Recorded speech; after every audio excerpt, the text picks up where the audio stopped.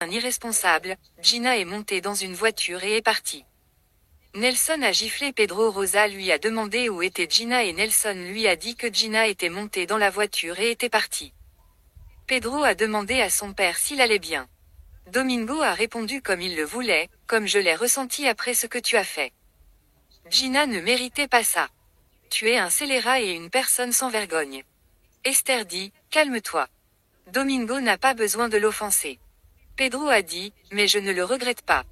Je ne vais pas épouser une femme que je n'aime pas. Domingo dit que vous deviez rendre compte directement à mi-chemin du mariage. Pedro dit qu'il ne sait pas. J'ai refusé de me marier parce que j'aime Elena, qui je le sais, est une femme mariée qui ne va pas quitter son mari pour moi. J'ai pris la décision au pire moment de sa vie, ce que j'espère qu'un jour Gina me pardonnera. Domingo dit qu'il savait qu'Elena était dans le milieu, que Pedro s'est approché de Nicolas juste pour Elena. Pedro dit non, son affection pour Nico cela va au-delà de tout. Samuel dit nous aurions dû parler tant de fois, l'avez-vous regretté avant le mariage? Esther le demande s'il le savait aussi. Samuel répondrait oui, qu'ils parlent toujours de leurs doutes. Pedro revient pour dire à son père qu'il a fait ce que j'aurais dû faire, et qu'il ne regrette rien.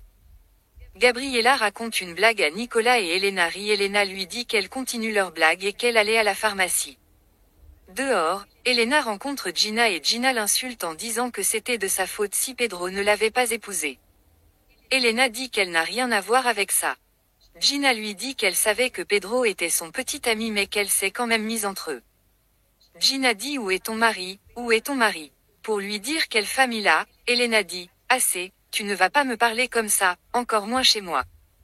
Gina dit que c'est de ta faute si Pedro m'a rejetée et a giflé Elena.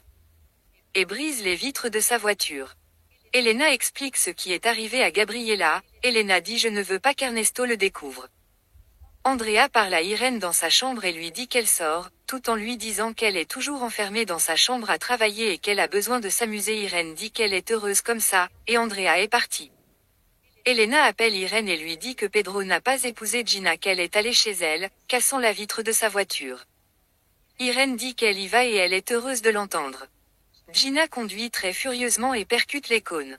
Nelson et Rosa sont venus la chercher à la maison et elle n'était pas là. Domingo dit qu'il va se reposer. Esther dit qu'elle n'avait jamais imaginé que Pedro puisse faire ça à Gina.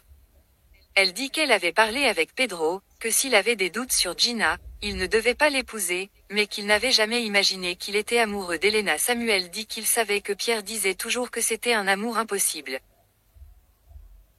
Esther dit comment aurait-il pu tomber amoureux d'elle, s'il savait qu'elle est mariée et avec son mari à ses côtés. Samuel dit je pense qu'elle lui a donné pied. Esther dit pourquoi dis-tu ça? Samuel dit que quand ils ont arrêté Pedro elle l'a défendu contre son mari.